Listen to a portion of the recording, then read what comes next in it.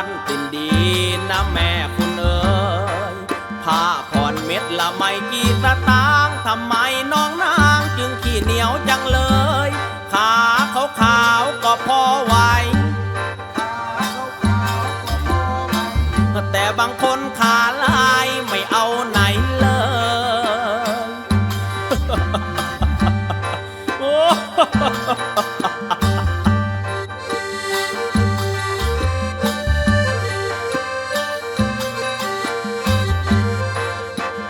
เดี๋ยวใส่เต็มทน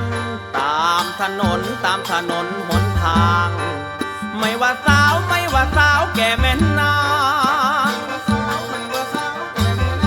นุ่งสั้นกันจังตามอย่างกันเพียบเลย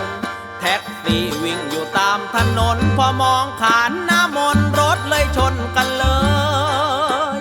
ห่วยมันสวยแต่สาวก็เพราะไอ้ขาขาวๆเลยข้างขาเศร้าตามเค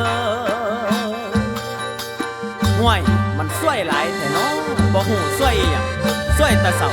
ขาเศร้าก็ยังบ่ได้รถบ่นั้นมาส้นกันเสียวใส่จริงๆคุณผู้หญิงสมัยนี้แต่งตัวออกจากบ้านแต่ละที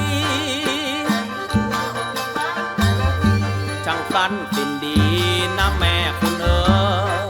ผ้าผ่อนเม็ดละไม่กี่สตางค์ทำไมน้องนางจึงขี้เหนียวจังเลยขาขาวๆก็พอไหวแต่บางคนขาลายไม่เอาไหนเลยเดี๋ยวใส่เต็มทนตามถนน